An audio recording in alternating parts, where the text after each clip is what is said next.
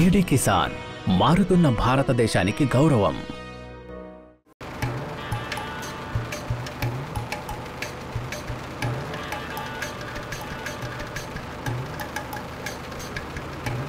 నమస్తే అన్నా. నమస్తే. నమస్తే అన్న. నమస్తే. ఎక్కడికి పోతున్నావు? నేను ధాన్యాల కోసం సచివాలయ దగ్గరికి వెళ్తున్నాను. సీదీ బిజాయి ఎప్పుడు ఇవ్వాలి? ఎక్కడ? అది కొత్తది. సంస్థానంలో ట్రైనింగ్ తీసుకొని రావడము జరిగింది. 2 విత్తనాలు చాలా బాగా తీయడం జరిగింది. అయితే కలుపు మొక్కల్లో ఏవైతే ఇబ్బందులు ఎదుర్కోవడం జరుగుతుందో వాటి గురించి ఏం మాట్లాడుతున్నారు? వచ్చావా? ఏమేం మాట్లాడుకుంటున్నారు? మొత్తం వృధా అయిపోతుంది. మొత్తం 3 పెట్టడం జరుగుతుంది. లేదు, హడెంగలో పెట్టడం జరగదు. హర్బిసైడ్ పెట్టడంతో అన్ని హడెంగ యొక్క కాదుమా మరియు ధాన్యాలకు అధ్వానంగా కావు. హరీష్ యొక్క కొన్ని ప్రయోజనాలు కూడా ఉన్నాయి. మరియు 30 నుండి 35% నీటి సంరక్షణ జరుగుతుంది.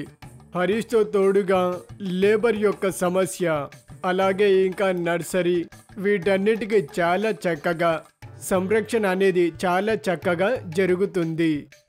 అలాగే తోడుగా గ్లోబల్ వార్మింగ్ కూడా సంరక్షణ జరుగుతుంది. నీళ్లలో సద్దు చేసి అది రూటావీటర్, దాన్ని మిథైనర్, వీటి కూడా చాలా చక్కగా సంరక్షణ అనేది జరుగుతుంది.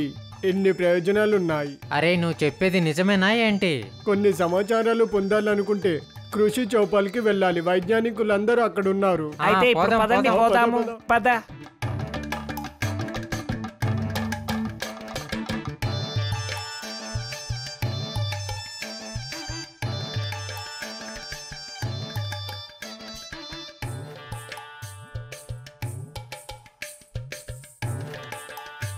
ముందుగా మూంగ్, తర్వాత ధాన్యాలు. దాన్ని చతుర్ కిసాన్ అంటారు. అయితే నేను ఇప్పుడు మీతో ఉన్నాను. అయితే ఇప్పుడు రైతుల మధ్య చాలా చక్కగా జరగబోతుంది. అలాగే కేవలం అంతే కాదు, దీని వెనుక ఒక మంచి విజ్ఞానం దాగి ఉంది. అది మూంగ్ పప్పుల పంట. అంటే మట్టిలో నైట్రోజన్ ఫిక్స్ చేస్తుంది. ధాన్యాల కోసం పోషక తత్వాలు అందుబాటులోకి తెస్తుంది. ఇది కుదరత్ వైజ్ఞానికుల యొక్క మాట. కానీ రైతులు తక్కువ ఖర్చుతో ఎలా అందాన్ని పొందుతారని, దీని విజ్ఞానం ఏంటి, ఇది తెలుసుకుందాం. ఆధునిక టెక్నిక్ పంటతో రైతు ఎలా జోడించున్నాడు? ఇక్కడ రైతులకు అన్ని ప్రశ్నలకు సమాధానాలు లభిస్తాయి. నమస్కారం, మీరు చూస్తున్నారు డీడీ కిసాన్. మీకు స్వాగతం కృషి చౌపాల్లో. మీతో పాటు ఇప్పుడు నేనున్నాను.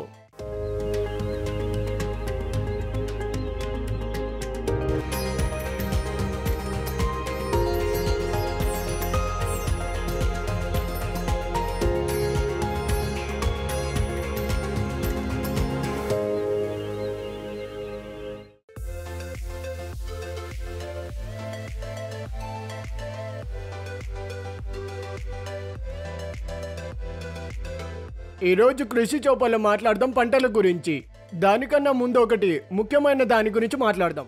ఎందుకంటే కేంద్ర సర్కార్తో జోడించి ఉంది. ఈ దేశ అభియానం కేవలం రైతుల గురించి. వికసిత్ కృషి సంకల్ప్ అభియానం ఈ పేరుతో కేవలం ఇదే ఉద్దేశం. రైతులకి ఆధునిక టెక్నిక్ చేరుకోవాలనేసి, వాళ్ళ పంటలు చక్కదనానికి, వాళ్ళ సమస్యలకి వైజ్ఞానికులు సమాధానాలు ఇస్తారు. మరియు ఒక విషయం ఏంటంటే, ఈ కార్యక్రమం కృషి చౌపాల్ కూడా ఈ ఉద్దేశంతోటే నడుస్తుంది. అలాగే మనం కూడా ఈ అభియానంలో భాగము. అయితే ఈ సందర్భంగా అభియానాన్ని ప్రారంభిద్దాం. ముందుగా నేను మీకు పరిచయం చేస్తాను. ఈ చౌపాల్లో భాగంగా దేశవ్యాప్తంగా కృషి వైజ్ఞానికులు, దూరం నుంచి మన రైతు సోదరులు, అక్క చెల్లెళ్ళు అందరూ గట్టిగా చప్పట్లు కొట్టండి. ఈ కార్యక్రమంలో మొదటగా ప్రారంభిద్దాం. సిహెచ్ శ్రీనివాస్ గారు ఉన్నారు, భారతీయ కృషి అనుసంధాన్ సంస్థాన్ నుంచి. సార్, మీకు చాలా చాలా స్వాగతం. అలాగే డాక్టర్ రవీంద్రనాథ్ పటారి సార్, మీకు కూడా స్వాగతం. అలాగే డాక్టర్ సంజయ్ సింగ్ గారు, అలాగే డాక్టర్ గోపాలకృష్ణ గారు సార్, మీకు కూడా స్వాగతం. అలాగే డాక్టర్ అనంత వశిష్ గారు, ప్రధాన వైజ్ఞానికురాలు. అలాగే పిహెచ్ బ్రహ్మానంద్ గారు ఉన్నారు, ప్రాజెక్ట్ డైరెక్టర్ WICIARI సార్, మీకు కూడా స్వాగతం. అయితే ప్రశ్నల సమాధానం కోసం ముందుకు కొనసాగిద్దాం. అందరికీ తెలుసు, కృషి చౌపాల్లో రైతుల సమస్యల మేరకు నేరుగా వాళ్ళ ప్రశ్నలకు వైజ్ఞానికులతో సమాధానాలు పొందడం. కొన్ని ప్రశ్నలు మావి కూడా అవుతాయి, ఎందుకంటే మేము కూడా ఈ సమస్యలపై రీసెర్చ్ చేయడం జరిగింది. ఆ ప్రశ్నల కోసం సమాధానాలను పొందుదాం. దానికన్నా ముందు ఒక రిపోర్ట్ చూద్దాము.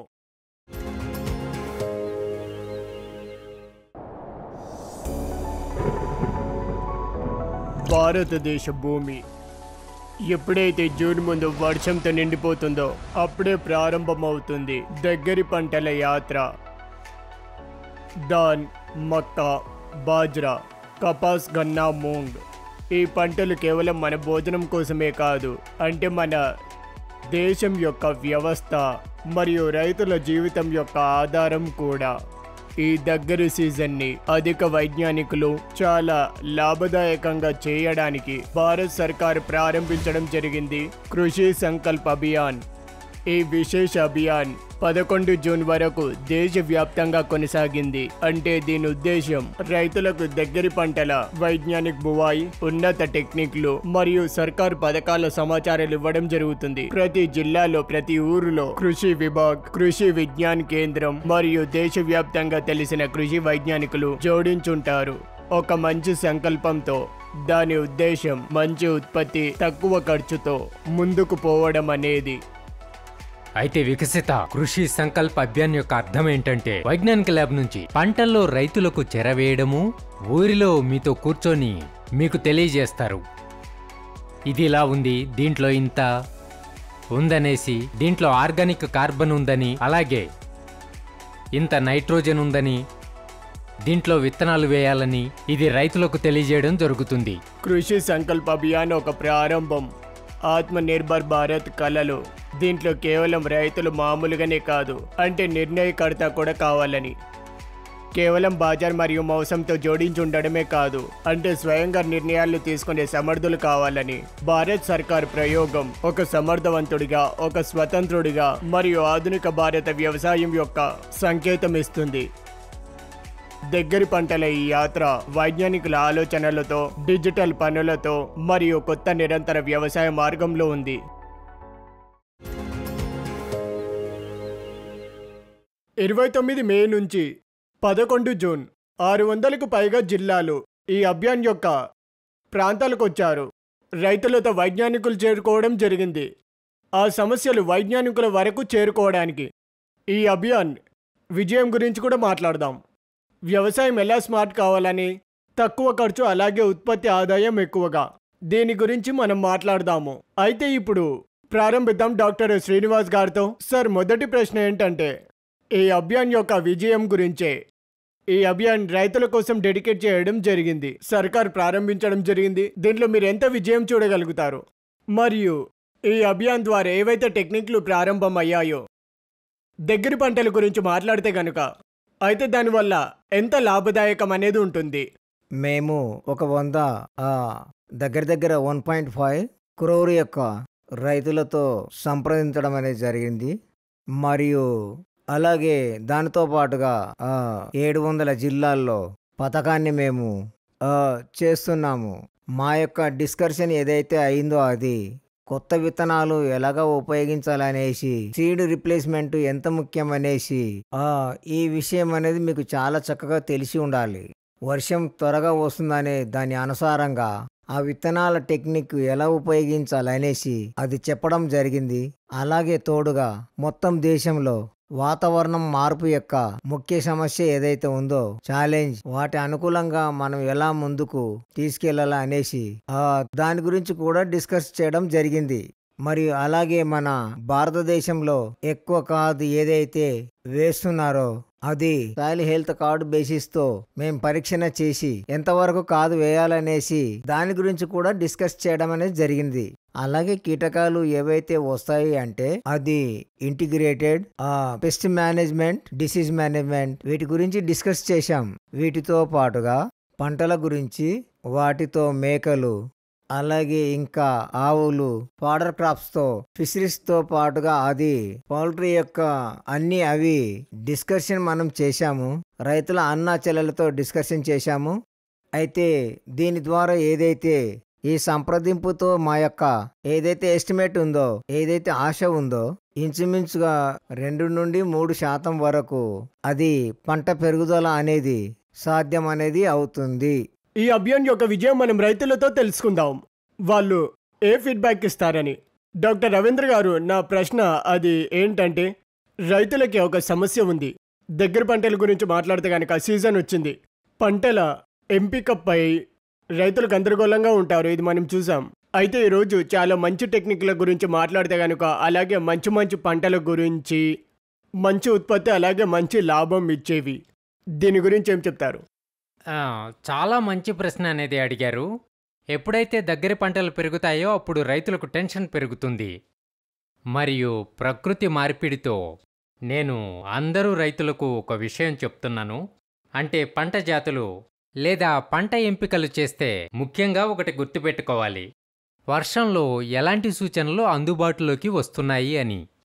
మనమిది జాగ్రత్తగా గుర్తుపెట్టుకోవాలి. విభిన్న అంశాలతో మనం గుర్తుపెట్టుకోవాలి. ప్రాకృతిక ఆధారంగా, వర్షాకాల ఆధారంగా ఏమవుతుందనేసి దానివల్ల పంట జాతులు ఎంపిక చేయవచ్చు. అలాగే ఇది కూడా చూడాలి, ఏ మట్టిలో ఎలాంటి జాతులు మంచివి అని. అంటే అల్కా మట్టి లేదా భారీ మట్టి, మట్టి అనుసారం అనేది అది ఎలా అనుసారంగా ఉందని, నీళ్లు ఎలా అందుబాటులో ఉన్నాయి అని, వర్షం ఎలా అవుతుందని, వీటిని మనం దృష్టిలో పెట్టుకోవాలి. ఇంకో విషయం, మనం ఒక విధితో నడుచుకుంటూ వస్తున్నాము. ధాన్యాలు, గోధుమలు ఏవైతే చేస్తున్నామో అవి. కానీ మనం అధిక ఆదాయం పొందాలి అంటే మన పంట అనుసారంగా పోవాలి. ఈ చర్చ ఇప్పుడు కాబోతుంది. కానీ నేనొక విషయం చెప్తాను. ఎన్నైతే పంటలున్నాయో కొత్తగా రైతులు చేయాలనుకుంటే, అంటే కూరగాయలు మరియు వాతావరణ కూరగాయలు, అలాగే పండ్లు మరియు ఈ విధంగా ఏవైతే కలిగి ఉంటారో అప్పుడు పంటలకు అనుసారంగా వెళ్తుంది. ఈ విధంగా మీరు అధిక ఆదాయం అనేది పొందగలుగుతారు. డాక్టర్ గారు, మీరు మట్టి, నీళ్లు, జలవాయు మార్పు గురించి చర్చించారు. రైతులను అడుగుదాం, వాళ్ళకి కొన్ని ప్రశ్నలున్నాయి. మన దగ్గర ఒక రైతు ఉన్నారు, సర్పల్ ఠాక్రా గారు. మీ ప్రశ్న అడగండి. అయితే మా రైతుల సమస్య ఒకటుంది. ఒక దాంట్లో విత్తనాల దిగుబడి ఒక దాంట్లో మంచి దిగుబడి ఇస్తుంది, ఇంకో పంటలో మంచి దిగుబడి ఇవ్వదు. అయితే నా ప్రశ్న ఏంటంటే, అయితే దగ్గర పంటకు ఎలాంటి విత్తనాలు వేయించుకోవాలి మరియు ఎలాంటి జాగ్రత్తలు పాటించాలి? మట్టి మరియు నీటిని చూసుకుంటూ విత్తనాల చేను ఎలా చేయాలి? రైతులు, మీరు మట్టి మరియు నీళ్లు, మార్చబడే నీళ్లు అనేవి మార్పిడిని దృష్టిలో పెట్టుకొని మంచి రకం మరియు ఉన్నత విత్తనాలనే ఎంచుకోవాలి. మరియు ఉన్నత విత్తనాలు అంటే సర్టిఫైడ్ సీడ్స్, సామాజిక విత్తనాలు లేదా టూత్ ప్లీ లేబుల్ సీడ్. ఏవైతే ఈ సీడ్స్ ఉంటాయో వాటిని ఆథరైజ్డ్ ఏజెన్సీతో, అంటే ఐసీఆర్ ఇన్స్టిట్యూట్స్ ఉన్నాయి, అలాగే స్టేట్ అగ్రికల్చరల్ యూనివర్సిటీస్, వాటితోనే విత్తనాలను మనము తీసుకోవాలి. మరియు ఇదే మంచి మూల్యము, అది ప్రొడక్షన్ కోసం. అందుకే మనం మంచి విత్తనాలు ఆథరైజ్డ్ ఏజెన్సీతోనే తీసుకోవాలి. ధన్యవాదాలు. విత్తనాల గురించి మనం మాట్లాడాము. సర్పల్ గారు, మీకు మీ జవాబు అందినట్టుంది. మనతో పాటు ఇంకొకరున్నారు, కుల్దీప్ గారు. మీ ప్రశ్న అడగండి. నేను ఒకటి అడగాలనుకుంటున్నాను.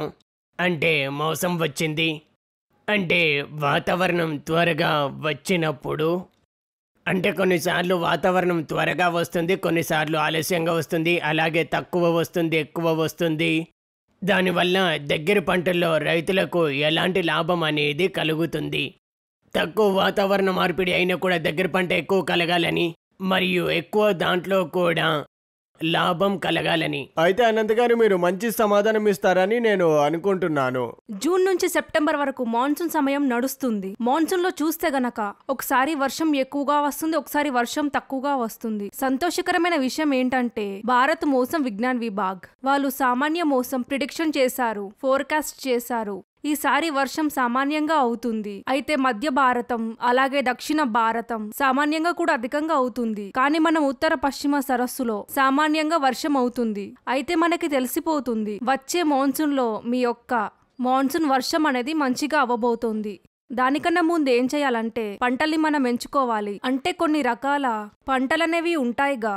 ధాన్యం పంట ఇది చాలా ముఖ్యమైనది. అలాగే దల్హని పంట, ఇంకా కూరగాయల పంట. అయితే ఈ పంటలకు నీళ్ళనేవి చాలా అవసరం ఉంటాయి.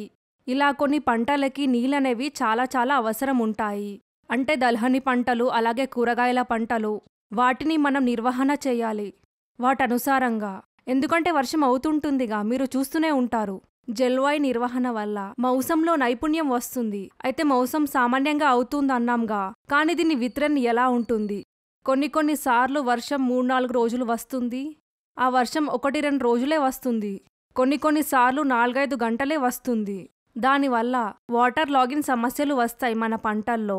అవి ఏవైనా పంటలో, అంటే మనం కూరగాయల పంటలు పెట్టినా లేదా దలహని పంట, వాటర్ లాగిన్ వల్ల పంటలు నాశనమయ్యే సమస్య ఉంటుంది. అయితే ఒక విధంగా మనం అప్పుడు ఏం చేయాలంటే డ్రైనేజ్ వ్యవస్థ చేయాలి, నీళ్ళ ఉపసంహరణ చేయాలి. నేనేం చెప్తానంటే ఉపసంహరణ ఎక్కడ చేస్తారో అక్కడ ఒక పాండ్ చేసుకోండి. ఒక విధంగా చెప్పాలంటే అది అమృత్ సరోవర్. ఆ అమృత్ సరోవర్ కూడా మీరు చేయవచ్చు. వ్యవసాయం దగ్గర పాండ్ లేదా తాలప్ చేసుకోండి. ఇలా ఏదైతే ఉపసంహరణ చేస్తున్నారో నీటి సమస్య పరిష్కారం అనేది అవుతుంది. నేను చెప్పినట్టుగా అనేక పరిష్కారాలు అవుతాయి అప్పుడు డ్రై పీరియడ్. ఎందుకంటే మాన్సూన్లో కొన్ని రోజులు అవుతుంది, దాన్ని ఏమంటారంటే గీలా పీరియడ్, ఇంకా వేరే సమయాన్ని డ్రై పీరియడ్.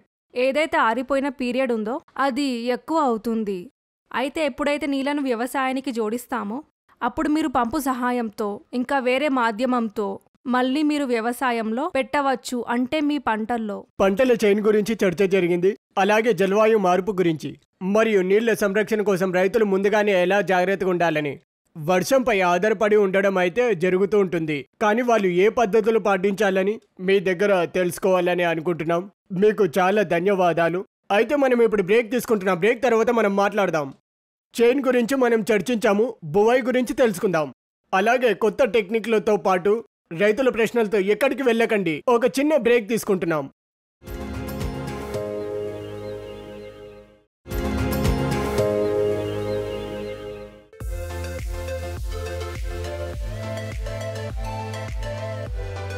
బ్రేక్ తర్వాత మీ అందరికీ స్వాగతం. మీరు చూస్తున్నారు కృషి చౌపాల్. దేశవ్యాప్తంగా వైజ్ఞానికులు ఉన్నారు, అలాగే రైతులు, అన్న అక్క చెల్లెలందరూ దూరం నుంచి వచ్చారు. ఈ చౌపాల్లో పాల్గొని ఉన్నారు. మీ అందరికీ మళ్ళీ స్వాగతము. బ్రేక్ కన్నా ముందు మనం పంట చేను గురించి మాట్లాడాం. అయితే ఇప్పుడు ఇంకా మనం కొన్ని విషయాలను తెలుసుకోవడానికి ప్రయత్నిద్దాము.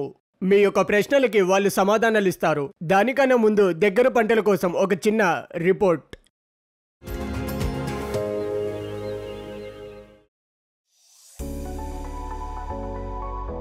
దగ్గర పంటలు ప్రారంభం అవ్వగానే పంట తయారీతో,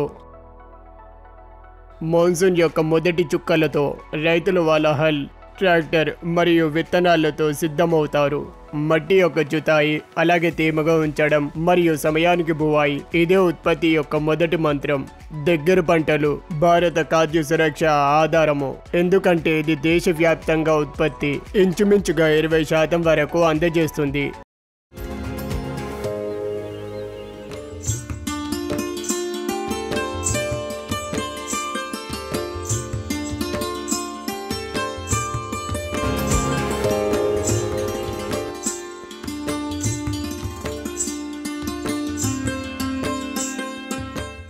ధాన్యాలు భారత్లో అన్నిటితో పోలిస్తే కనుక దగ్గర పంట అనవచ్చు.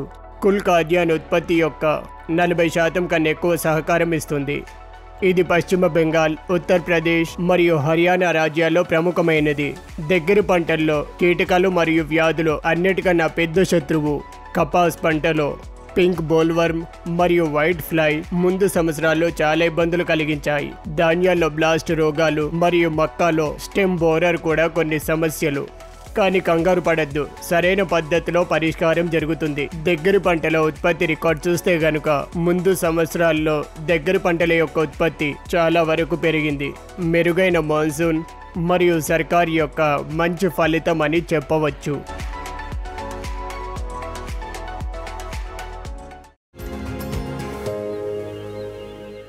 బువాయి తర్వాత ఇప్పుడు టెక్నిక్ల గురించి కూడా చర్చించాలి. ఏ టెక్నిక్లు ఉన్నాయో వాటిని ఉపయోగించి రైతులు వాళ్ళ దిగుబడిని పెంచుకోవడానికి మరియు ఆదాయాన్ని ఎక్కువ పెంచుకోవడానికి. అయితే ఒక ప్రశ్న ఏంటంటే మట్టి గురించి. అయితే మట్టి యొక్క హెల్త్ కేర్, సాయిల్ హెల్త్, దాని గురించి, దానిపై ఎలాంటి ప్రభావం పడుతుందని, ఎలాంటి జాగ్రత్తలు పాటించాలని రైతులకు తెలియజేయండి. మట్టి అనేది చాలా ముఖ్యమైన అంశము. అయితే మట్టిలో ఏదైతే ఉప్పు ఉంటుందో అది ప్లాంట్కు ముఖ్యము, అలాగే పండ్లకు చాలా ముఖ్యమైనది. కానీ కొంత మట్టిలో కొంతమంది రైతుల యొక్క పంటల్లో ఎక్కువ అవుతుంది, తక్కువ అవుతుంది. అందుకే పరీక్ష అనేది మేము తప్పకుండా చేయాలనేది చెప్తాము. సాయిల్ హెల్త్ మనిషి ఆరోగ్యం కోసం ఎంత ముఖ్యం అనేసి మట్టి యొక్క హెల్త్ కూడా కావాల్సిందే. ఎంత బలంగా ఉందనే అనుసారంగా కాదు వేయాలి. అయితే ఒక విధంగా ఏమైతుంది అంటే ముఖ్యంగా టెస్టింగ్తో కాకుండా ఉంటే ఎక్కువ నైట్రోజన్ వేయడము, యూరియా వేయడము, అలాగే ఫాస్ఫరస్ కూడా ముఖ్యం. ఫాస్ఫరస్ కూడా వేయడం జరుగుతుంది. పొటాషియం అనేది మధ్యలో ఇంచుమించుగా సరిపడే ఉంటుంది. దాని కూడా కొన్ని పంటల్లో ముఖ్యం కాదు, అలాగే కొన్ని పంటల్లో ఎక్కువ ముఖ్యం. వాటి అనుసారంగా పొటాషియం వేయాలి.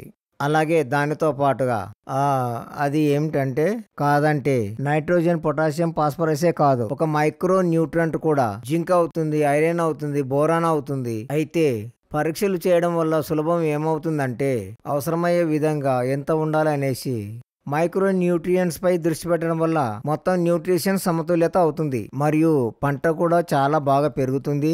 అలాగే తోడుగా న్యూట్రిషన్ అనేది పెరుగుతుంది. కాదులో మన న్యూట్రిషన్ అనేది తినే పండ్లలో ఉంటుంది, అలాగే అన్నంలో కూడా ఉంటుంది. డాక్టర్ దేవర్శీష్ గారు, ఒక ప్రశ్న మృదా స్వాస్థ్య గురించి, దీన్ని ఏ విధంగా ఉపయోగించాలని, అలాగే ఇంకా ఉర్వరక్ గురించి, సమతుల్య ఉపయోగం ఎలా ఉండాలని రైతులకు ఈ ప్రశ్న గురించి జవాబు తెలియాలి. చూడండి, మృదా స్వాస్థ్య అనేది చాలా ముఖ్యమైనది.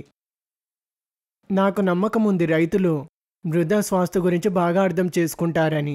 ఇప్పటి వరకు హిందుస్థాన్లో ఇంచుమించుగా 22 కోట్లు మృదా స్వాస్థ్య గురించి తెలుసుకున్నారు.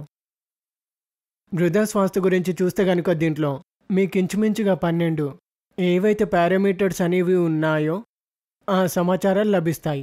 వాటిలో pH ఉంది, EC ఉంది, జైవిక కార్బన్ మాత్ర, నైట్రోజన్, అలాగే ఫాస్ఫరస్, ఇంకా potassium, zinc, iron, copper, manganese, boron, sulphur, ఈ 12 పారామీటర్ల సమాచారాలు లభిస్తాయి. వీటి అనుసారంగా పంటలను తీసుకుంటే గనుక వాటి యొక్క దిగుబడి సరిచేయడానికి ఏదైతే మార్గం ఉంటుందో ఆ భూమిలో కృషి భూమి దాంట్లో ఏ పంటలను ఎంచుకుంటున్నామని. ఎందుకంటే వేరే వేరే పంటల్లో వేరే వేరే మాత్రల్లో అవుతుంది. ఉర్వరక్ దాని యొక్క నిర్వహణ ఏదైతే చేస్తామో అప్పుడు దాని ఖర్చు దాని అనుసారంగా తక్కువ అవుతుంది మరియు దిగుబడి మంచిగా అవుతుంది. మరియు ఇంకోటి, పర్యావరణంలో అది నకారాత్మక ఏదైతే ప్రభావం ఉంటుందో అది కూడా తక్కువ అవుతుంది. అయితే కొంతమంది రైతులతో ఇంకా కొన్ని ప్రశ్నలు తెలుసుకుందాం. రైతు విజేంద్ర గారు ఉన్నారు, మీ ప్రశ్న అడగండి. సార్ నమస్కారం. మేము యూరియా మరియు డిఐపి ఉపయోగిస్తాము, కానీ దగ్గర పంటల కోసం అలాగే ఉత్పత్తి కోసం మేము ఎలాంటి యూరియాలను ఉపయోగించాలి? చూడండి, కేవలం యూరియా మరియు డిఐపి ఏదైనా భూమిలో వేయడం వల్ల మంచిగా అనేది కాదు. కానీ అదనపు రైతులు ఎరువుల గురించి మాట్లాడితే కనుక యూరియా, డిఐపి వేస్తారు.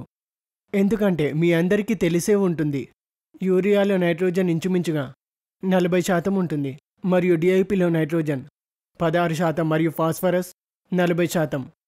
కానీ మీరు మంచి వ్యవసాయం చేయడానికి, మంచి దిగుబడి పొందడానికి 17 అవసరమైన పోషక తత్వాల దృష్టి పెట్టాలి.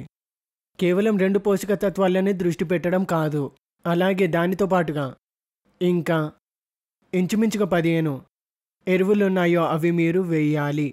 వాటిని వేయడానికి మీరు వేరువేరు సాధనాలను మీరు ఉపయోగించాలి. ఇంకా వివరంగా చెప్పాలంటే అది ఒక విధంగా అది జైవిక వ్యవసాయం మరియు జైవిక వనరులు ఏవైతే ఉన్నాయో అవి కంపోస్ట్, ఇంకా గోబర్ ఖాద్, వరి ఖాద్, అలాగే దానితో పాటుగా ఉచిత మాత్రలో రసాయనికను ఉపయోగించాలి.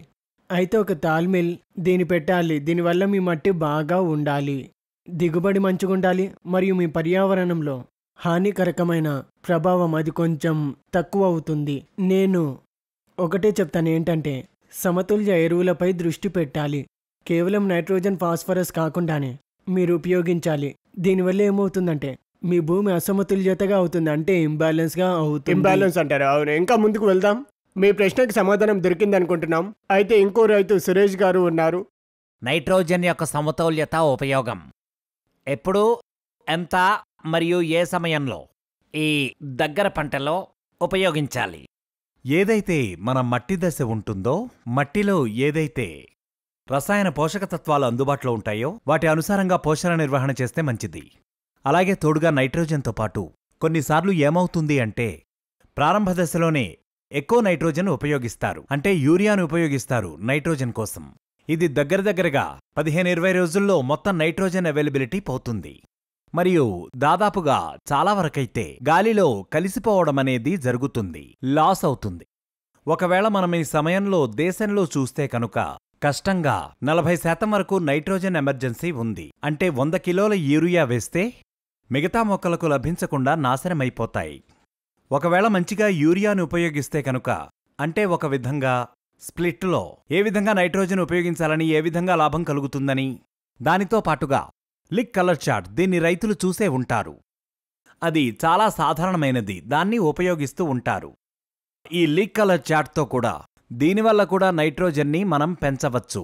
అలాగే ఇంకా కొన్ని టెక్నిక్లు వస్తున్నాయి, గ్రీజికర్ వేస్ట్, అలాగే సెన్సర్ బేస్డ్, వీటిపై దృష్టి పెట్టాలి. అలాగే ఇంకా కొన్ని వేదికలుంటాయి మన పంటల గురించి, వాటి ఆధారంగా మిథోజన్ని ఉపయోగించాలి. దానివల్ల నైట్రోజన్కి మంచి లాభం కలుగుతుంది, లాస్ తక్కువవుతుంది. మనకి సంతులిత పోషక నిర్వహణ అనేది చాలా చాలా ముఖ్యము. వీటి వల్ల జైవిక కాదులతో పాటు రసాయన కాదులను ఉపయోగిస్తే చాలా మంచి లాభం ఉంటుంది, మంచి దిగుబడి ఉంటుంది. ఇంకో రైతు ఉన్నారు, సత్యవాన్ గారు, మీ ప్రశ్న అడగండి.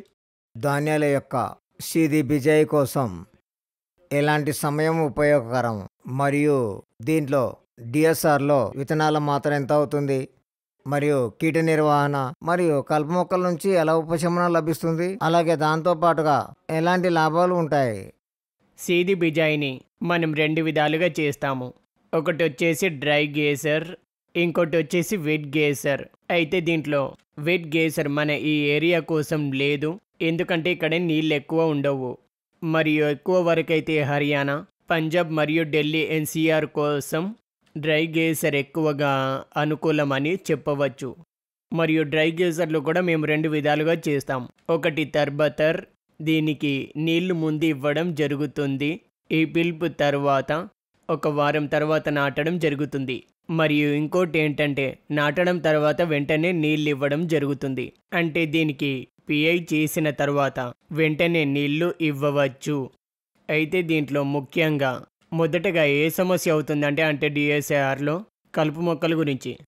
అది ఎందుకంటే మీకు తెలిసే ఉంటుంది, అంటే ట్రాన్స్ప్లాంటింగ్ రూపాయి విధంగా ఎప్పుడైతే ధాన్యాలు వేస్తామో దాంట్లో నీళ్లు హెర్బిసైడ్ పని చేస్తుంది. ఎందుకంటే నీళ్లు 1 వారం 15 రోజులు నీళ్లు ఉంటాయి, అప్పుడు దాంట్లో కలుపు మొక్కలు అనేవి కావు. కానీ నేరుగా నాటే దాంట్లో సమస్య ఏంటంటే కలుపు మొక్క. అయితే దీనికోసం సంస్థానంలో 2 రకాలుగా డెవలప్ చేయడం జరిగింది. దీంట్లో ఎమజెతిపైర్ అనే ఒకటి ఉంది, ఒక కలుపు మొక్క. దీనివల్ల ఏమవుతుందంటే అంటే మీరు ధాన్యాలు వేసిన తరువాత ఏ కలుపు మొక్కలు కావు మీరు ఈ స్ప్రేని ఉపయోగిస్తే గనుక.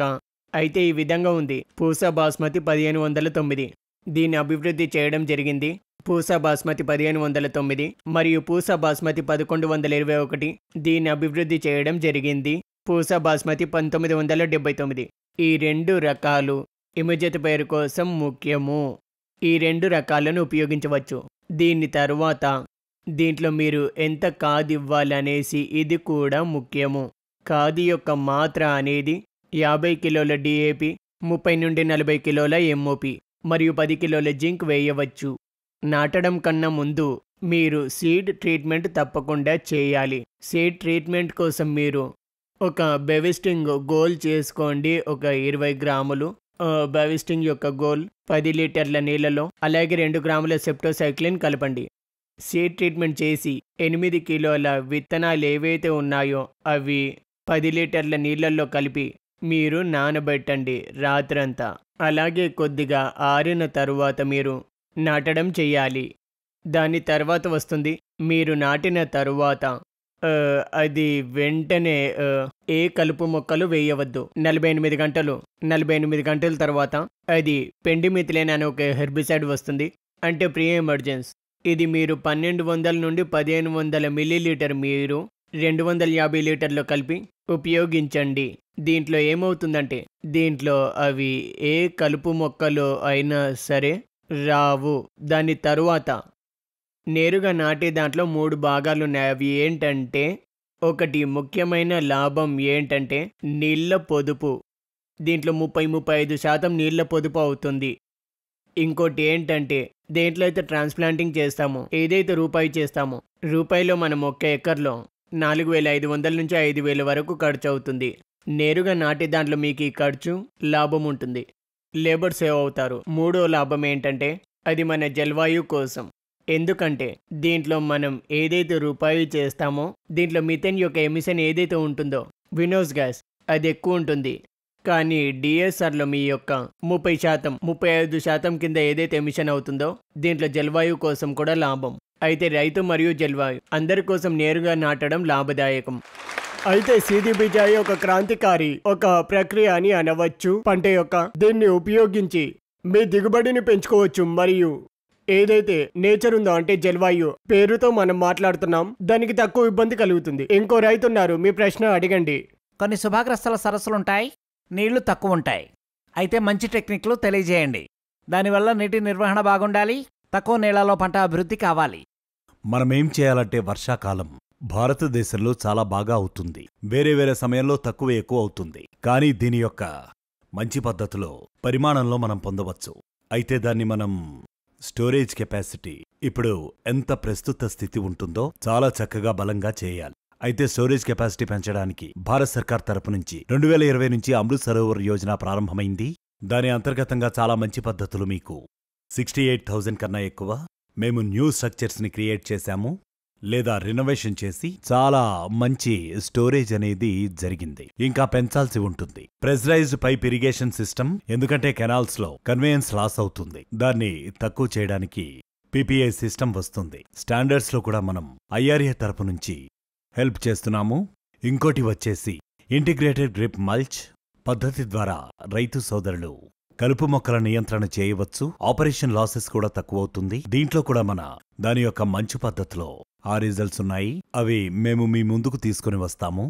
రైతులు వాటి కోసం కూడా సంప్రదించవచ్చు. మరియు ముఖ్య రూపంగా ఈ ఆర్య పరిస్థితిలో మీ యొక్క గ్రౌండ్ వాటర్ రీఛార్జ్ని పెంచాలి. దానికోసం అటల్ భుటల్ యోజన చాలా మంచి పద్ధతితో దాని సహాయం లభిస్తుంది. బుందేల్ఖండ్లో చాలా మంచి రిజల్ట్స్ అనేవి పొందాము. మరియు ప్రధానమంత్రి కృషి సించాయి యోజన, దానిలో ప్రతి పంటకి నీళ్లు. దాని ద్వారా మన సించాయి ప్రాంతంలో ముందు 3 సంవత్సరాల్లో చాలా మంచి పర్సంటేజ్ల ఏరియా పెరిగింది. ఎక్కడికి వెళ్ళకండి, ఒక బ్రేక్ తీసుకుంటున్నాం. దాని తర్వాత జలవాయు మార్పు, కీట రోగ నిర్వహణ గురించి కూడా మాట్లాడదాం. కొత్త రోగాలను ఎలా అరికట్టాలనేసి కొత్త కీటకాలతో ఒక చిన్న బ్రేక్ తీసుకుందాం.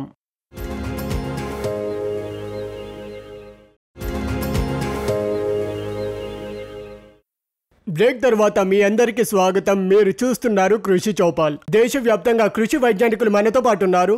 రైతులు చాలా మంది వచ్చారు. ఈ చౌపాల్లో చర్చ జరుగుతుంది పచ్చని పంట గురించి, అంటే జలవాయు మార్పు, అలాగే కీట మరియు రోగ నిర్వహణ. ఎందుకంటే ఇవే దారుణమైన పరిస్థితులు వ్యవసాయంలో రైతులకి. వీటి గురించి మనము రైతులతో తెలుసుకుందాము. కానీ ముందుగా నా మనసులో ఒక ప్రశ్న ఉంది, అది వైజ్ఞానికుడిని అడుగుతాను, డాక్టర్ సిహెచ్ శ్రీనివాసరావు గారిని. సార్, ఒక ప్రశ్న. జలవాయు మార్పు గురించి మాట్లాడితే గనుక, అంటే వర్షం యొక్క ప్యాటర్న్ ఏదైతే ఉందో అది మారిపోతుంది. ఈ మార్పు మనం పంటల్లో చూస్తాము. రైతులు ఎలాంటి ఉపాయాలను పాటించాలి? మీరు ఒక చక్కటి జవాబు ఇవ్వండి. ఈ రోజుల్లో అంటే కృషిలో ముఖ్య సమస్య ఏమిటంటే, ఒకటి జలవాయు మార్పు. ఇది ముఖ్యంగా అంటే వర్షం యొక్క అంటే మాన్సూన్ యొక్క ఇష్యూస్, దాని తర్వాత లాస్ట్ లో మార్కెట్స్. ఈ రెండింటిని మాన్సూన్ మరియు మార్కెట్ డీల్ చేయడం వల్ల మన యొక్క పంట భారత్లో చాలా వరకు సక్సెస్ అవుతుంది. నీళ్ళ యొక్క బందోబస్తు అనేది చేయాలి. వర్షాకాలం నేల అయితే చాలా తక్కువ అయితే లేదు, ఎక్కువ నీళ్ళు ఏవైతే ఉన్నాయో దాన్ని మనం పౌండ్ రూపంలో మనం ఇది సంరక్షణ చేయాలి. అలాగే తోడుగా నాతో పాటు ఉన్న వాళ్ళు చెప్పారు, దాన్ని మైక్రో ఇరిగేషన్ వగైరా కూడా ఇవ్వాలి. కానీ నీళ్ళ యొక్క మనం పాండ్లో జమ చేసుకోవాలి. అలాగే తోడుగా మనం ఆగ్రో అడ్వైజర్ని పెట్టాలి. ఈ రోజుల్లో కృషి ఐఆర్ఐ పోష సంస్థానం కూడా ఆగ్రో అడ్వైజర్ ఇస్తుంది. వచ్చే 2 రోజుల్లో వర్షం వస్తే ఆ సమయంలో ఈ నీళ్లు అస్సలు ఉపయోగించకూడదు. మన పాండ్లో సంరక్షణ అనేది జరగాలి. అవసరమైతే క్రిటికల్ స్టేజ్లోనే ఉపయోగించాలి. అలాగే తోడుగా జలవాయువు మార్పిడి, వర్షం ఏదైతే డిలే అవుతుందో ఫార్చునేట్ గా ఈ సంవత్సరంలో అయితే టైంకి వస్తుంది, కానీ లేట్ కావడం వల్ల మనం పొడవైన విత్తనాలతో సాచురేషన్ విత్తనాలు తీసుకోవాల్సి ఉంటుంది. మరియు లేట్ కావడం వల్ల మనము ఇంటర్ క్రాప్, దల్హన్ క్రాప్స్, రీల్ క్రాప్స్ ని వాళ్ళు తీసుకోవాల్సి ఉంటుంది. దీని అనుసారంగా ఏదైతే వర్షం తక్కువ కావడం వల్ల ఖాద్ ముందుగా రికమెండ్ చేశాము. 100 కిలోలు, 120 కిలోలు కొంతగానం అయితే వేయకూడదు. అలా అయితే నష్టం అవుతుంది, అలాగే మన ఖర్చు కూడా ఎక్కువ అవుతుంది. సరే, అయితే ఇంకో ప్రశ్న డాక్టర్ అంత గారి నుంచి మనం ఇప్పుడు ప్రారంభిద్దాం.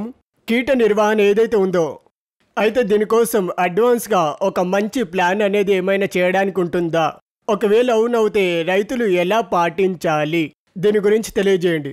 చూడండి, మీరు చెప్పినట్టుగా దీనికోసం ఫర్వార్నింగ్ మోడల్ అవుతుంది. అయితే సంస్థానం ఫర్వార్నింగ్ మోడల్ చేసింది. అయితే మౌసంలో ఏదైతే అద్రిత్ అవుతుంది మరియు తాపమాన్ అవుతుంది.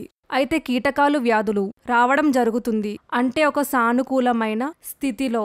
అయితే దీనికోసం మన సంస్థానం మరియు భారతీయ అనుసంధాన్ సంస్థాన్ ఇంకా కొన్ని రీసెర్చ్ ఇన్స్టిట్యూట్స్ ఏవైతే ఉన్నాయో వాళ్ళు ఫర్వార్నింగ్ మోడల్ని డెవలప్ చేశారు. మౌసం ఆధారంగా ఎండ ఉండంగానే సాయంత్రం వర్షం రావడము, అంటే మీ పంటల్లో కీటకాలు, వ్యాధులు ఉన్నప్పుడు మీరు స్ప్రే చేయడం, మౌసం మంచిగా ఉండడాన్ని మీరు చూసి అప్పుడు మీరు స్ప్రే చేయడము, సాయంత్రం వర్షం రావడం, అప్పుడు వెంటనే మీరు చేసిన కీటనాశకం యొక్క స్ప్రే ఏదైతే చేశారో అది మొత్తము వర్షం నీళ్లతో వెళ్ళిపోతుంది. అయితే ఒకటి భారతీయ కృషి అనుసంధాన్ పరిషత్ మరియు భారత్ మౌసం విభాగ్ ఎండి ఎవరైతే ఉన్నారో స్వయంగా అతను చేశాడు. అయితే దానికోసం మీరు తప్పకుండా మొబైల్లో డౌన్లోడ్ చేసుకోవాలి. మౌసంకి సంబంధించిన అన్ని వివరాలు వస్తాయి. మౌసం ఆధారంగా ఏమి చెయ్యాలి అనేసి, కీటకాలు, వ్యాధులు రావడం దాని గురించి మరియు అలాగే చికిత్స ఉపాయాల కోసం అన్ని వివరాలు మీకు లభిస్తాయి. విజ్ఞానం గురించి చాలాసార్లు మాట్లాడుతున్నాం. అయితే చాలా చక్కగా ఇలా యాప్ డెవలప్ చేయడం అనేది జరిగింది. ఎందుకంటే వాతావరణ మార్పులు అనేవి చాలా చక్కగా తెలియజేస్తుంది. వాతావరణాన్ని అనుసరిస్తూ ప్రతి విషయాలు తెలియజేస్తుంది. అనంత్ గారు, మీకు చాలా ధన్యవాదాలు తెలియజేసినందుకు. కీట రోగ నియంత్రణ చాలా పెద్ద సమస్య. రైతుల మనసులో చాలా ప్రశ్నలు అనేవి ఉన్నాయి. అయితే శివరాజు రైతు ఉన్నారు, మీ ప్రశ్న అడగండి. నమస్కారం సార్. నేను అడగాలనుకుంటున్నాను, వాతావరణ మార్పులు అది ఫాంత్రిక్ మందు అది తక్కువ చేయాలి, దానికి వేరే ఉపాయం ఏంటి? మందులు తక్కువ ప్రభావం చేస్తాయని అయితే డాక్టర్ సురేష్ గారు చెప్పండి. చాలా సార్లు మేము రైతులకి చెప్తాము ఈ మందును ఉపయోగించమని, అప్పుడు వాళ్ళు అంటారు దీంతో కంట్రోల్ కాలే అని. దీనికోసం ఎల్లప్పుడు మనం సమైక్యత కీట నిర్వహణను ఎంచుకోవాలి. సమైక్యత కీట నిర్వహణలో ఏం చేస్తామంటే ఒక విధంగా ముందుగానే ఎలాంటి పంట ఎంచుకోవాలనేసి మరియు దీంట్లో ఎలాంటి కీటకాలు వస్తున్నాయని ఆ సమాచారాలు ముందే తీసుకోవడం జరుగుతుంది. మొత్తం సమాచారాలు తీసుకోవాలి, కీటకాల జీవన చక్రం ఎట్లా ఉందని మరియు వాటి నిర్వహణ వైజ్ఞానికులు ఎలా తెలిపారని, ఇవి ముందే సమాచారాలు తీసుకోవాలి. అయితే దాంట్లో మనము వ్యవసాయంలో ఏదైతే తయారీ చేస్తామో అక్కడి నుంచే స్టార్ట్ అవుతుంది. అంటే పంట తయారీ ఎలా తయారు చేయాలని, ఎలాంటి కీట నివారణ రకాలు ఉంటాయి వాటిని ఉపయోగించాలి, అలాగే ఫర్టిలైజర్ దీని గురించి చాలాసార్లు చర్చించాం. ఫర్టిలైజర్ ఒకవేళ మనం నైట్రోజనస్ ఎక్కువగా మనం ఉపయోగిస్తే గనుక అప్పుడు కీటకాల ప్రకోపం ఎక్కువ అవుతుంది. ఇది ఎప్పుడు మనం గుర్తుపెట్టుకోవాలి. మరియు దాని తరువాత చాలా జైవిక మందులు అందుబాటులో ఉన్నాయి మార్కెట్లో. అంటే అవి ఒకటి బీటీ, అలాగే ఇంకా బేవేరియా, బేసియన్నా, మెటరాజియా, మానిసోప్లియా. అయితే మీ పంట దేని గురించి ఏ కీటకాలు ఉన్నాయి ఇవి చూసి మీరు వాడడం అనేది ముఖ్యము. అయితే ఒక విషయం ఏంటంటే ఇంత కేర్ తీసుకున్నా కూడా కీటకాలు వస్తే అయితే ఒక విధంగా దాని ఇక్కరన్ క్యాజువల్ లేబర్ అవుతుంది. అంటే ఒక విధంగా ధాన్యాలు ఉంటే గనుక ధాన్యాల్లో ఫీలాతన్ చెదక్కుంటే అంటే 5% లాస్ అవుతే గనుక 100లో 5 ప్లాన్తో వ్యాపిస్తే గనుక అప్పుడు ఇన్సెక్టిసైడ్స్ స్ప్రే చేయాలి, లేకపోతే ఇంకా హాని చేస్తాయి. అయితే ఆ కేసులో మనం ఇది చూడాలి, ఏ మందు కొద్దిగా కొత్తదని, అంటే కొత్త మందు దాంట్లో ఒక విధంగా తయారు చేయబడి ఉంటుంది. వర్షం వచ్చినా అలాగే ఎక్కువ ఎండ వచ్చినా ఆ ప్రభావం అనేది రోజంతా ఉంటుంది. ఇంకో రైతు వర్జిన్ మనతో పాటు ఉన్నారు, మీ ప్రశ్న ఏంటో అడగండి. పొడిగా అయ్యే దాంట్లో ఒక విధంగా అంటే దగ్గర పంటలో రక్షణ కోసం ఎలాంటి ఉపాయం ఉంటుంది? ఇక్కడ పొడిగా అయ్యే ప్రాంతాల్లో అక్కడ మనకి ఆకస్మిక అది వ్యవసాయ వ్యవస్థ. దాంట్లో ఏదైతే పథకం ఇచ్చారో అంటే పొడిగా ఒకవేళ 2 వారాల ముందే వస్తే 2 వారాల తరువాత వస్తే వేరువేరు సమయాల్లో వస్తుంది. వర్షం వస్తుంది కానీ చాలా వైవిధ్యాలు ఉంటాయి. అయితే అందుకనే దృష్టిలో పెట్టుకుని ఏమేం చేయాలని వ్యవస్థలో ఉంటుంది. ఇంకోటి, దానితో పాటు మనము ఇన్పుట్స్ని రెడీగా పెట్టాలి. ఆ సమయంలో వెరైటీ కావాలనుకుంటే, ఆ సమయంలో విత్తనాలు కావాలనుకుంటే అవన్నీ కమ్యూనిటీ నర్సరీ అనుసారంగా చేయాలి. ఎందుకంటే ముందుగానే సిద్ధం చేసుకోవాలి. రాకపోయినా కూడా కొద్ది ఏరియా పర్సంటేజ్ కోసం మన కమ్యూనిటీ నర్సరీ పద్ధతి ద్వారా దాన్ని రైతులు సంస్థానానుసారంగా చేయవచ్చు. ఇది చాలా మంచిగా నిజమైన పద్ధతితో బాగా అవుతుంది. ఇంకోటి, నీళ్ల స్టోరేజ్ని ఎలా పెంచాలని. అయితే కొంతమంది రైతు సోదరులు స్ట్రక్చర్ అనేది చెయ్యలేరు.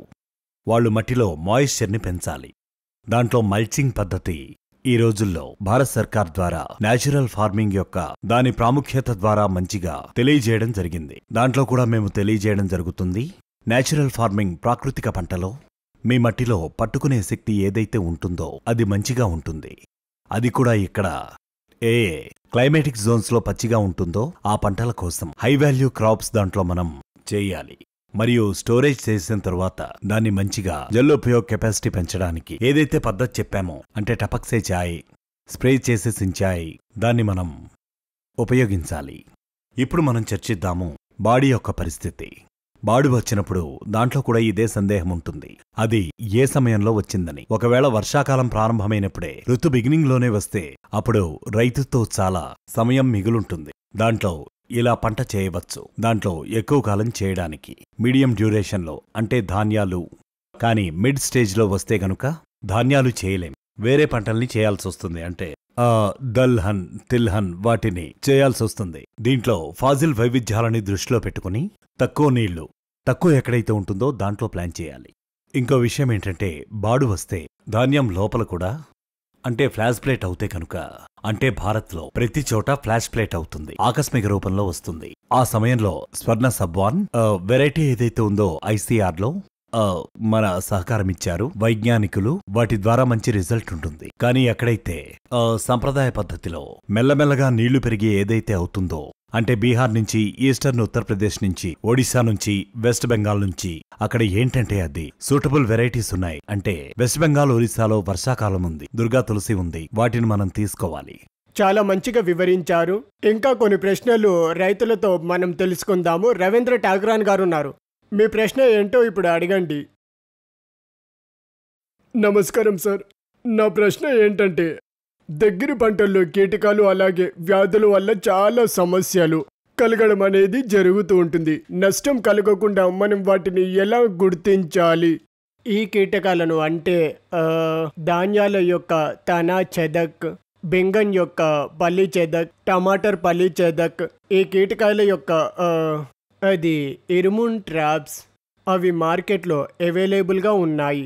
అయితే దీన్ని 5 నుంచి 8 ట్రాన్స్పర్ హెక్టార్ అనుసారంగా మీరు పెడితే గనుక ఎప్పుడైతే కీటకాలు రావడం ప్రారంభమవుతాయో అప్పుడు మీకు తెలుస్తుంది దాంట్లో ఏవైతే అడల్ట్ మార్క్స్ అనేవి ఉన్నాయో దాంట్లో ఇరుక్కుంటాయి. అప్పుడు మనకు తెలుస్తుంది ఇన్సెక్ట్ యాక్టివిటీ స్టార్ట్ అయ్యిందని.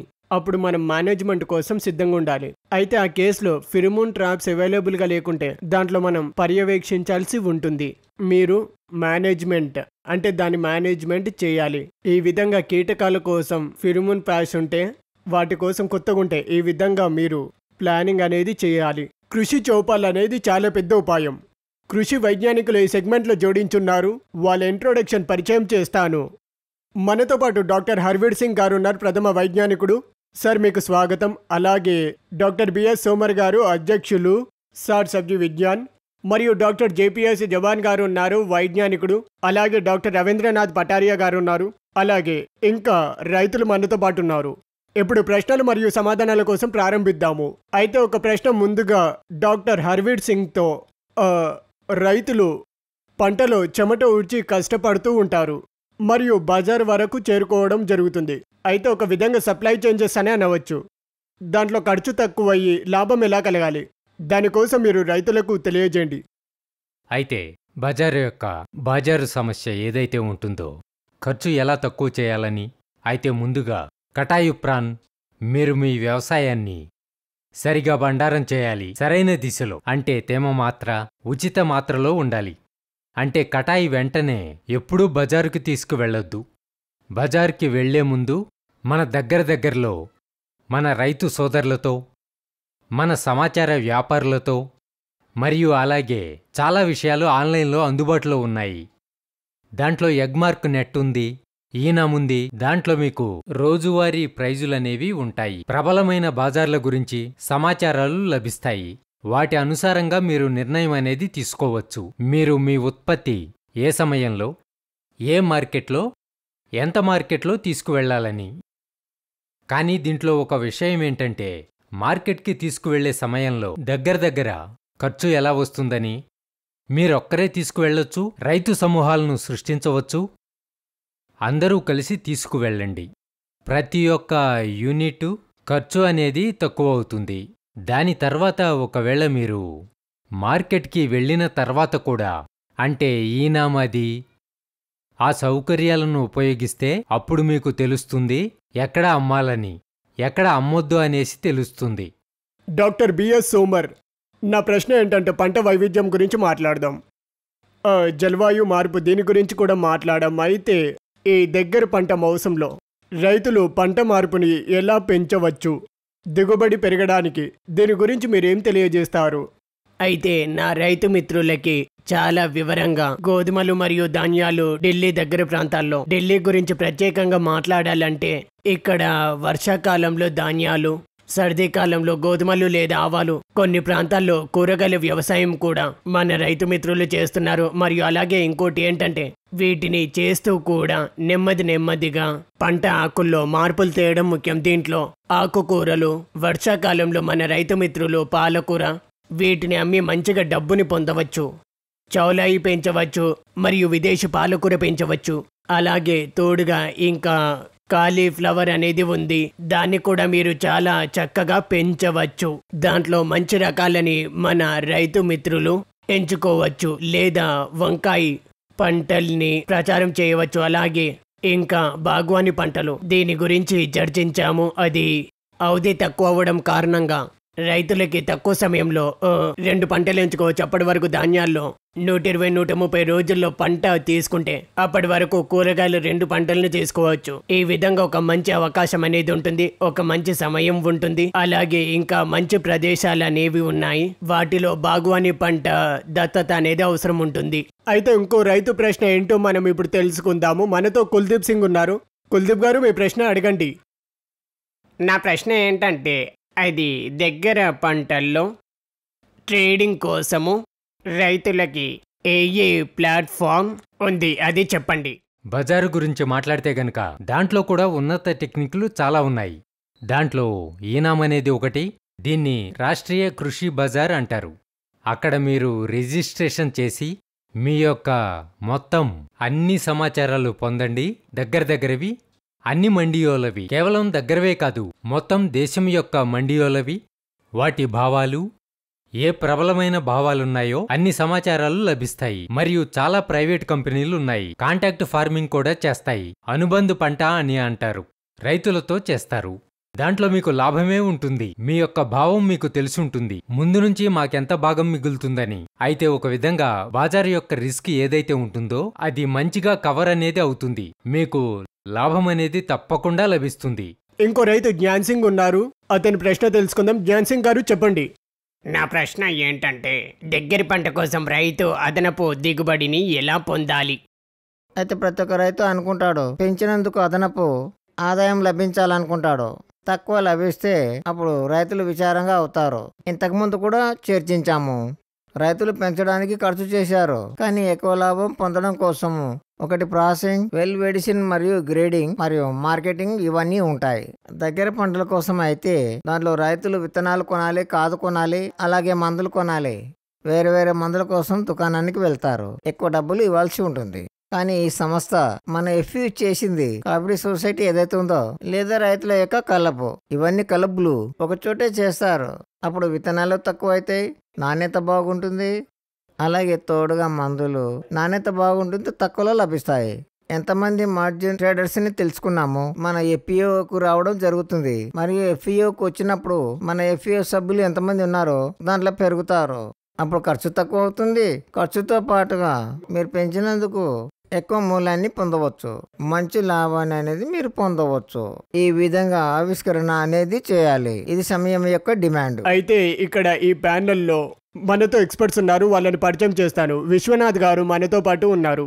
మీరు అనుసంధాన్లో జాయింట్ డైరెక్టర్. సార్ మీకు స్వాగతం. అయితే మార్కెట్ గురించి కాకుండా నా ప్రశ్న ఒకటి ఏంటంటే ధాన్యాల గురించి ప్రశ్న. అంటే అది జీనోమ్ ఎడిటెడ్ గురించి. అంటే ధాన్యాల కొత్త జాతులు ఏవైతే ఉన్నాయో మీ సంస్థానంలో డెవలప్ చేశారు, సిద్ధం చేశారు. దాని గురించి రైతులకి తెలియజేయండి. రైతు మిత్రులందరికీ నమస్కారం. ఇప్పుడు మన జలవాయు మార్పు చాలా పెద్ద సమస్య మన ముందు ఉంది. దీనివల్ల సమస్య అనేది ఎక్కువగా పెరిగింది. ఇప్పుడు ముందు వచ్చే సమయంలో అమృత కాల్లో మనం చూస్తే కనుక నీళ్ళు అనేవి చాలా తగ్గుతాయి. దానితో పాటు మన లవంత అనేది పెరుగుతుంది, ఆల్కలినిటీ పెరుగుతుంది. ఇవన్నీ సమస్యలతో చాలా పంటల ప్రొడక్టివిటీ అనేది తగ్గుతుంది. ప్రొడక్టివిటీ తక్కువ అవుతే గనక రైతుల దిగుబడి కూడా తక్కువ అవుతుంది. దీనికోసం కొత్త బ్రీడింగ్ మెథడ్ యూజ్ చేశాము. మేము అప్గ్రేడింగ్ చేస్తూ ఉన్నాము. అది 150 సంవత్సరాల నుంచి అప్గ్రేడింగ్ అవుతుంది. ఈ పాత మెథడ్లో చాలా సమయం పడుతుంది. ఒక్కొక్కటి రిలీజ్ చేయడానికి 15 సంవత్సరాలు అనేది పడుతుంది కొత్త రకాన్ని తయారు చేయడానికి. ఇప్పుడు ఒక జీనోమ్ ఎడిటింగ్ పేరుతో కొత్త టెక్నిక్ వచ్చింది. ఈ టెక్నిక్ కోసం నోబెల్ ప్రైజ్ కూడా దక్కింది. 2020లో నోబెల్ ప్రైజ్ దక్కింది. ఆ టెక్నిక్ యూజ్ చేసి మేము 2 రకాలను ICAR చేయడం జరిగింది. ఈ రకం మా యొక్క కృషి అనుసంధాన్ సంస్థ చేయడం జరిగింది. ఆ రకం వచ్చేసి పూసా DST రైస్ 1. ఇది దీంట్లో MTU-1010 అనేసి ఒక రకం అనేది ఉంది, మెరుగుపరిచి చేయడం జరిగింది. దీన్ని సాలినిటీ టాలరెన్స్, అది ఆల్కలినిటీ టాలరెన్స్, డ్రౌట్ టాలరెన్స్ దీంట్లో మెరుగుపరచడం జరిగింది. ఈ ధాన్యాలు తక్కువ నీటిలో అవుతాయి మరియు దాంట్లో సెలినిటీ ఆల్కలినిటీలో కూడా అవుతుంది. దీంట్లో 10 నుండి 30% వరకు దాంట్లో ప్రొడక్టివిటీ MTU-1010 కంపారిజన్లో ఎక్కువ ప్రొడక్టివిటీ ఇస్తుంది. అయితే ఇంకొకటి రిలీజ్ చేసాం, కమ్లా అని. ఇది Indian institute of rice research హైదరాబాద్లో రిలీజ్ చేసాం. ఇది సాంబా మసూరి అనేసి ఒక ఎక్స్పర్ట్ క్వాలిటీ ధాన్యము. దాన్ని మెరుగుపరిచి చేయడం జరిగింది. దీంట్లో గ్రాండ్ నంబర్ పొడిగించడం జరిగింది. ఒక్కొక్క దాంట్లో గ్రాండ్ అవుతుంది 150 వరకు. దీంట్లో 300 గ్రాండ్ నంబర్ పెరుగుతుంది. ఆ సమయంలో డ్యూరేషన్ తక్కువ అవుతుంది. 150 రోజుల నుంచి 125 రోజులు అవుతుంది. 150 రోజులు తక్కువ అవుతుంది. ప్రొడక్టివిటీ 30% పెరుగుతుంది. అందుకే నీటి యొక్క అవసరం తక్కువ అవుతుంది. 3 నుండి 4 వరకు నీటిని తక్కువ ఇస్తుంది. మన ప్రొడక్టివిటీ 25% పెరుగుతుంది. అందుకే 2 రకాల నుంచి రైతులకు ప్రొడక్టివిటీ పెరుగుతుంది. అప్పుడు దిగుబడి కూడా పెరుగుతుంది. ఇది కొత్త టెక్నిక్ తో సిద్ధం చేసిన రకము. చాలా ధన్యవాదాలు డాక్టర్ విశ్వనాథన్ గారు, మీరు తెలియజేసినందుకు. అయితే కృషి చౌపాల్లో ఈ ఎపిసోడ్ ఇంతవరకే. నేను సెలవు తీసుకుంటాను. మీ అందరికీ చాలా ధన్యవాదాలు. నమస్కారం.